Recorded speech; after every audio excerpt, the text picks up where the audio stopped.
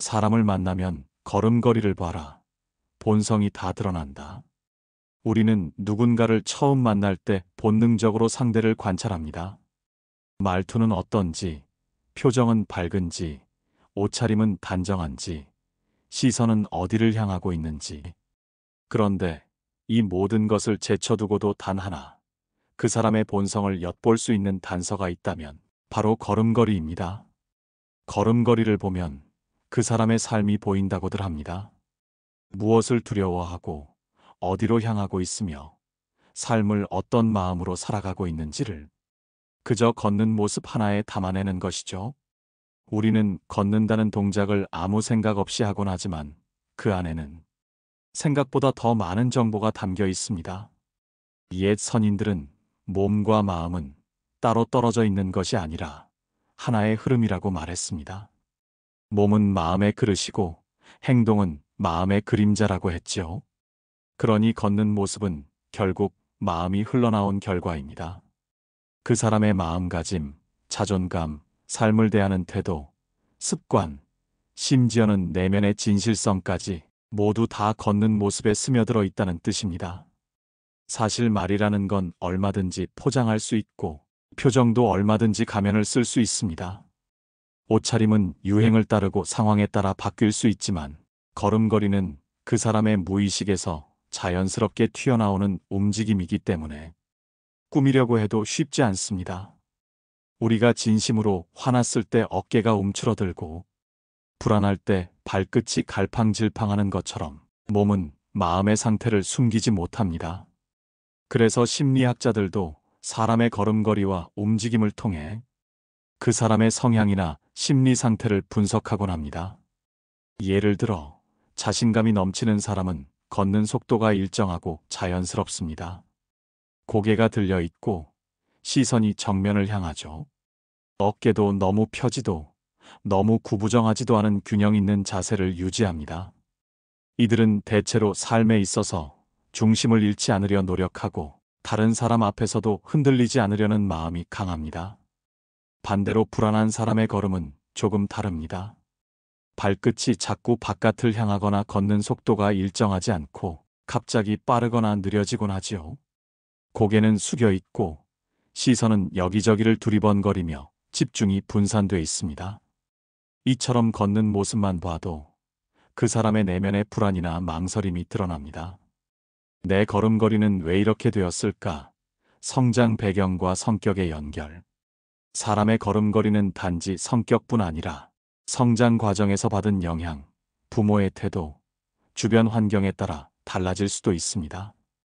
예를 들어 어릴 때부터 눈치 좀 봐라는 말을 자주 듣고 자란 아이는 자연스럽게 주변을 살피는 습관이 생기고 그 습관은 성인이 된 후에도 걸음걸이로 이어집니다.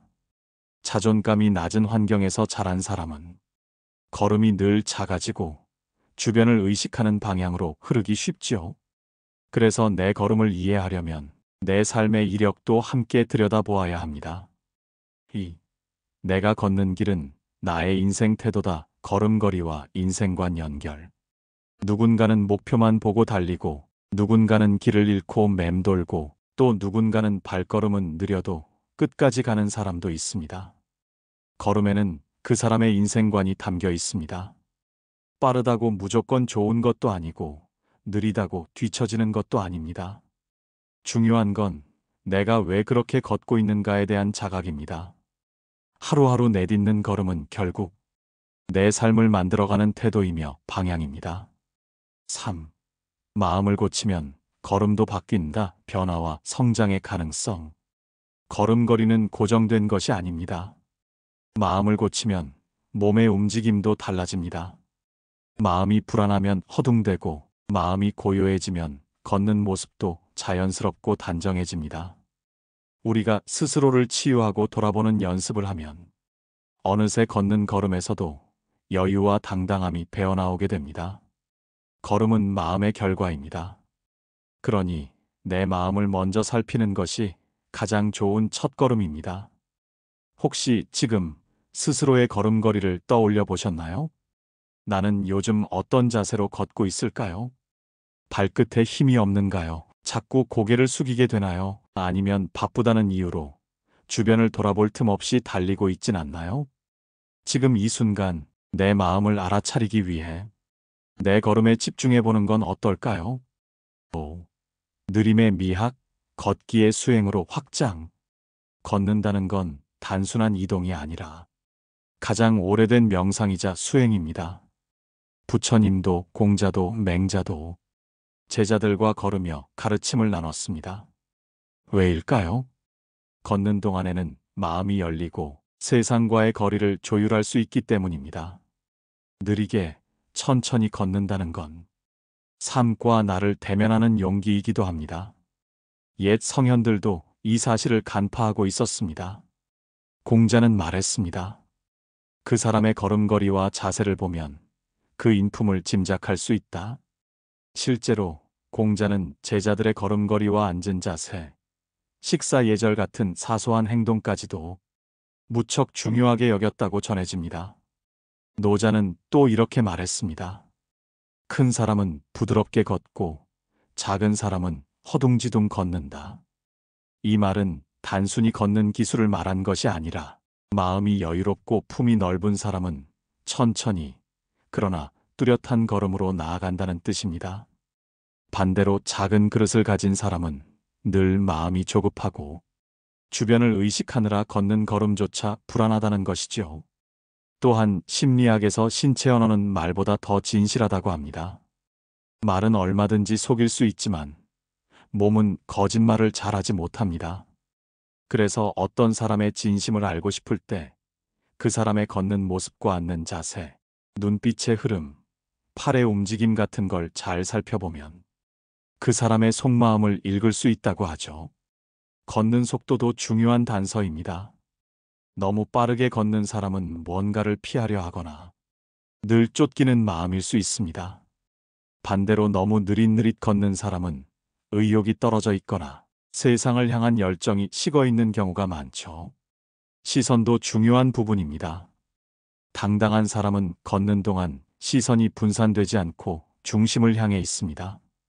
하지만 자주 고개를 돌리거나 발끝만 바라보는 사람은 불안, 망설임, 혹은 주눅 들어있는 상태일 수 있습니다. 이처럼 걸음걸이는 단순한 이동 수단이 아닙니다. 그 사람의 성격, 현재의 감정 상태, 그리고 삶을 대하는 태도가 그 안에 자연스럽게 드러납니다. 우리가 누군가와 관계를 맺을 때 겉모습만 보고 판단하는 실수를 범할 때가 많습니다. 그러나 그 사람의 걷는 모습을 유심히 지켜보면 말보다 더 깊은 마음의 움직임을 느낄 수 있게 됩니다. 이런 걸음걸이는 본성을 드러낸다. 그 사람의 성격은 말보다 행동에서 드러나고 그 행동 중에서도 가장 무의식적인 움직임이 바로 걷는 모습입니다. 어떤 걸음걸이를 하느냐에 따라 그 사람의 성격과 내면의 상태를 어느 정도 짐작할 수 있죠. 여기 자주 볼 수 있는 6가지 걸음걸이 유형이 있습니다.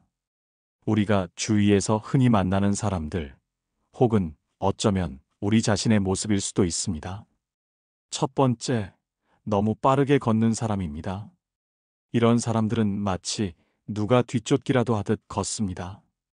발은 바쁘고 시선은 앞만 보며 종종 숨도 가쁘게 들이쉬곤 하죠. 겉으로는 부지런하고 목표 지향적으로 보이지만 그 안을 들여다보면 늘 뭔가를 쫓거나 피하고 있는 경우가 많습니다. 불안이나 초조함이 몸으로 흘러나오는 거죠. 또 어떤 이들은 남보다 앞서야만 한다는 경쟁심에 사로잡혀 마치 도로 위에서 속도 경쟁을 하듯 걷습니다. 이런 성향은 종종 공격적이거나 성급한 판단으로 이어지기도 합니다. 무언가 결정할 때에도 깊이 숙고하지 못하고 조바심에 이끌려 빠른 결론을 내리는 경우가 많습니다. 두 번째는 너무 느리고 무기력하게 걷는 사람입니다. 이들은 마치 무거운 짐을 지고 있는 것처럼 발걸음이 지쳐 있습니다. 어깨는 처져 있고 발끝은 땅에 질질 끌리듯 움직이죠. 보폭도 좁고 걷는 속도도 일정치 않습니다. 이런 걸음걸이는 활력을 잃은 내면의 반영입니다. 삶에 대한 의욕이 줄거나 최근에 무언가를 포기했거나 마음속에서 이미 자포자기하는 감정이 자리하고 있을 수 있습니다. 이런 사람들은 새로운 시도에 나서기보다 익숙한 무기력함 안에 머무르기를 선택하곤 합니다.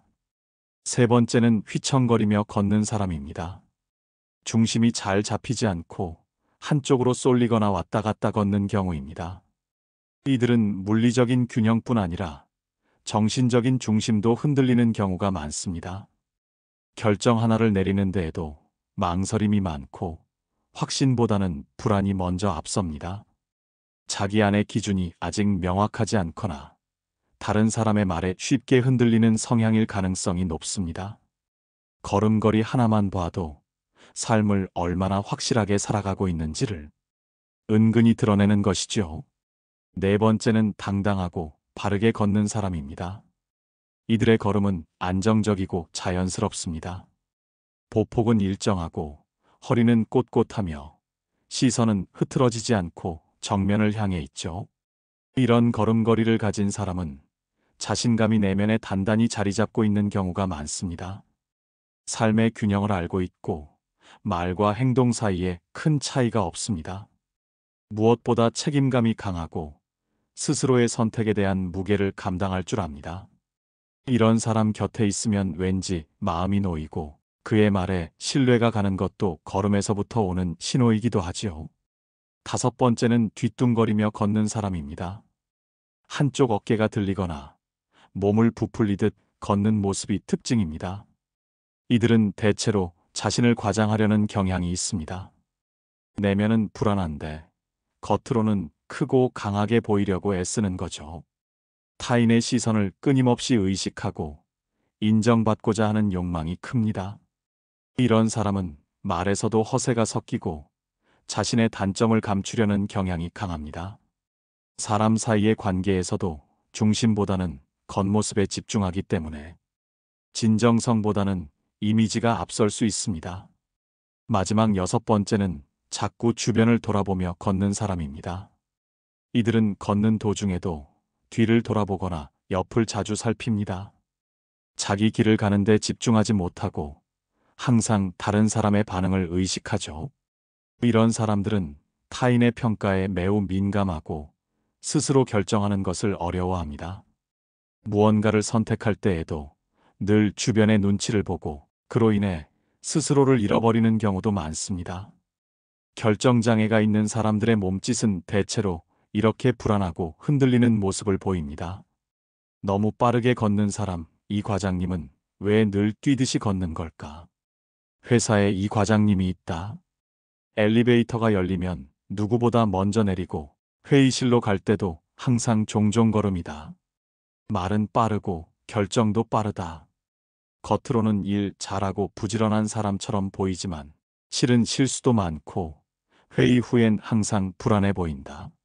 속으로 늘 누군가에게 뒤처질까봐 조바심 내고 있는 것이다. 걸음걸이만 봐도 그 마음이 고스란히 드러난다. 너무 느리고 무기력하게 걷는 사람, 퇴직 후의 아버지. 퇴직 후 아버지의 발걸음은 눈에 띄게 느려졌다. 예전엔 늘 분주하고 활기찼던 분인데 요즘은 마트에 가셔도 한 발 한 발이 무겁고 지쳐 보인다. 말은 안 하시지만 그 걸음에서 어떤 허탈함, 삶의 방향을 잃은 듯한 공허함이 느껴진다. 그 걸음걸이는 아버지의 마음 그대로였다. 휘청거리며 걷는 사람, 결정 못 내리는 친구. 친구 중에 항상 너는 어때? 라고 묻는 애가 있다. 뭘 먹을지도 뭘 입을지도 늘 남한테 맞춘다. 걷는 모습도 왔다 갔다. 중심이 없다. 한 발을 디뎌도 어디로 향하는지 모르는 듯한 걸음. 그 애의 휘청거림은 삶의 방향이 정해지지 않았다는 신호처럼 보인다. 당당하고 바르게 걷는 사람, 그 선배는 걸음에서부터 다르다. 대학 때 다들 그 선배를 존경했다. 크게 말하지 않아도 무게감이 있었고 늘 고개를 들고 또박또박 걷는 모습이 인상적이었다. 뭔가 결심이 선 사람의 걸음, 자신의 길을 분명히 아는 사람의 태도. 누구보다 조용했지만 모두가 그 사람을 따랐다. 말이 아닌 걸음으로 자신을 증명한 사람이었다. 뒤뚱거리며 걷는 사람, SNS 속 완벽한 그 사람. 사진 속 그는 멋지고 완벽해 보였다. 비싼 옷, 고급 시계, 늘 성공적인 표정. 하지만 실물로 본 그의 걸음은 묘하게 중심이 없고 오히려 불안해 보였다. 마치 자신을 키워 보이기 위해 일부러 힘을 주는 듯한 걸음. 겉은 커 보여도 속은 흔들리는 사람이었다. 자꾸 뒤를 돌아보는 사람, 눈치 많은 신입사원. 신입사원 지수는 항상 고개를 자주 돌린다. 상사가 뒤에 있는지, 동료들이 자기 얘기를 하는지 수시로 확인한다. 걷다가도 자주 멈추고 눈치를 살핀다. 그 걸음은 아직 사회에 적응하지 못한 불안과 조심스러움이 몸에 스며든 모습이다. 그런 걸음은 자기 길보다 남의 시선을 더 신경 쓰고 있다는 증거다. 이 걸음걸이는 모두 다른 사람들 같지만 사실 우리 모두의 삶 속에서 한 번쯤은 지나온 모습일 수 있습니다. 삶이 힘들 때는 무기력하게 걷기도 하고 마음이 불안할 때는 쫓기듯 걷기도 하니까요. 중요한 건 지금 내 발걸음이 어디를 향하고 있는가, 그리고 어떤 마음으로 그 길을 걷고 있는가입니다. 걸음걸이로 사람을 어떻게 판단할 것인가? 걸음걸이를 통해 사람의 성격과 내면을 어느 정도 알 수 있다고 해도 우리가 조심해야 할 점이 있습니다. 한순간의 걸음만 보고 그 사람을 단정 짓는 건 위험한 일이죠. 사람은 누구나 상황에 따라 다르게 움직이고 마음의 상태는 늘 변하기 때문입니다. 예를 들어 평소엔 당당하게 걷는 사람도 어느 날은 큰 걱정에 잠겨 어깨를 축 늘어뜨릴 수 있습니다. 늘 느릿느릿 걷는 사람도 가끔은 기쁜 소식에 경쾌한 발걸음을 내디딜 수 있죠. 그러니 걸음걸이는 판단의 기준이라기보다는 관찰의 단서로 삼는 것이 옳습니다. 중요한 건 반복되는 패턴입니다. 한두 번이 아닌 꾸준히 드러나는 걸음걸이 속에는 그 사람의 평소 성향과 삶의 태도가 숨어 있기 마련입니다. 그래서 가까운 사람일수록 걸음걸이를 유심히 바라보면 그 사람의 감정 변화, 삶의 중심, 혹은 요즘 마음의 상태까지 조용히 들여다볼 수 있습니다. 걸음걸이는 말을 하지 않습니다. 그러나 말보다 더 많은 것을 말해줍니다. 묻지 않아도 보여주는 진심, 설명하지 않아도 느껴지는 마음. 그것이 몸의 언어이고 그 중에서도 걷는 모습은 가장 진솔한 표현입니다. 그렇다면 이제 질문을 나에게도 돌려야 합니다. 나는 어떻게 걷고 있을까? 내 걸음걸이는 어디를 향하고 있는가? 무거운 마음을 끌고 걷고 있는 건 아닌지, 혹은 너무 조급하게 앞만 보고 달리고 있진 않은지, 잠시 멈춰서 나의 발걸음을 돌아볼 필요가 있습니다. 내가 나의 길을 제대로 걷고 있는지, 다른 사람의 시선을 지나치게 의식하며 걷고 있는 건 아닌지, 아니면 중심을 잃은 채 이리저리 휘청대고 있는 건 아닌지, 우리의 걸음은 내면을 거울처럼 비춰주고 있습니다. 어떤 걸음이 좋은 걸음일까요? 정답은 없습니다. 다만 내 마음에 거짓이 없고 어떤 상황에서도 나답게 걷는 걸음이 가장 단단하고 아름다운 걸음 아닐까요? 천천히, 그러나 흔들리지 않게, 누구와 비교하지 않고 내 속도의 걸음으로, 나만의 리듬으로 걸어가는 사람. 그런 사람은 삶의 중심이 분명한 사람입니다. 마지막으로 이런 말을 남기고 싶어요. 마음이 흐트러지면 걸음이 흐트러지고, 마음이 바로 서면 걸음도 바르게 나아갑니다. 몸의 걸음은 마음의 길을 따라가니까요. 오늘 하루 당신의 걸음은 어디를 향해 있었나요? 그리고 그 걸음에 담긴 당신의 마음은 어떤 모습이었을까요? 마음이 따뜻한 사람은 걷는 모습도 따뜻합니다. 마음이 평온한 사람은 걷는 모습에서도 고요한 울림이 전해집니다. 여러분은 어떤 걸음으로 살고 계신가요? 혹시 오늘 내 모습과 닮은 걸음이 있었나요? 댓글에 여러분의 생각을 남겨주시면 함께 마음 나누겠습니다. 여러분의 걸음이 궁금합니다. 부디 오늘 당신의 걸음이 당신을 더 좋은 곳으로 데려가기를 진심으로 바랍니다. 오늘 이야기가 당신의 삶을 돌아보는 작은 힌트가 되었기를 바랍니다. 우리는 하루에도 수없이 많은 걸음을 걷습니다. 그 걸음 하나하나에 마음을 담는다면 삶도 조금씩 달라지겠지요. 앞으로도 당신의 걸음이 평온하고 단단하게 이어지기를 바랍니다. 저는 다음 시간에 더 깊고 따뜻한 이야기로 다시 찾아오겠습니다. 늘 평안하세요.